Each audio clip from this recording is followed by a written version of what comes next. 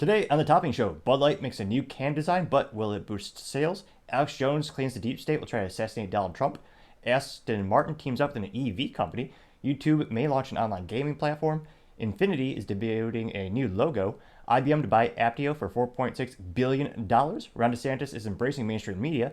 Ex-Navy SEAL is running for Montana Senate. And Lordstown Motors is currently filing for bankruptcy. All that and much more on The Topping Show.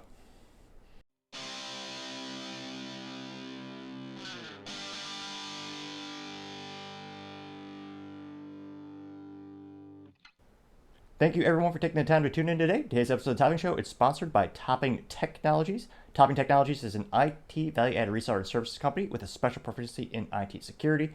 Heck, see the founder release twice a day. Gotta say he's quite handsome and brilliant. He's me, that's the joke. If you're an IT leader or business owner and you need a little assistance, you can reach the team at sales@toppingtechnologies.com. Going on to the political part of the podcast, you have Ron DeSantis embracing the mainstream media, which again, it kind of goes back on what they were all running on, where, they all, when I say they, I should say, many on the right critique the mainstream media because they do. They have an obvious bias towards people on the right. You're never going to see someone on CNN saying anything nice about Donald Trump, which is always a good kind of test when you meet with friends and acquaintances. If you want to talk about, if you want to gauge their personality to see if they can have an eloquent decision or rather discussion around politics or philosophies, if they can't say a single negative thing about the person that they adore or the person that they are voting for, they're just in a cult. Like, if you can't critique yourself or your own party or someone you're voting for, or if you can't name a policy that they even have, they're brainwashed. I don't know what to tell you. Because again, everyone has flaws. I mean, some people embrace their flaws, some people try to work on them, but to say that, oh yeah, my candidate's perfect, it's like, well, no, really? Really? That's the best you can vote? No, obviously not. No candidate is perfect at all. Now, getting back to Ron DeSantis. Now, when asked, why are you pivoting or why are you pivoting on this issue or this stance? Where when you started off, you said I'm not even going to. Many of them said they're not going to even bother doing interviews on those platforms because again, those platforms are set for you to fail. They're going to take everything out of context. I mean, you saw this with the BBC and Andrew Tate. They just take things out of context. They frame it in the most worst possible light. You're not going to look good going on their platform. However, the issue is they have the massive audience that you need, including people in the middle who still trust. I don't know who's, I can't imagine, but there are some people who trust legacy media. Now, going back to DeSantis, he said, quote, you look at the swing states, President Joe Biden is ahead of Trump in them, but I bet I beat Biden handily in the swing states. That's ultimately the election right here. DeSantis also noted that the GOP nominee has to win the swing states and that, quote, if you don't have a path to do that, then nominating doesn't make sense, unquote.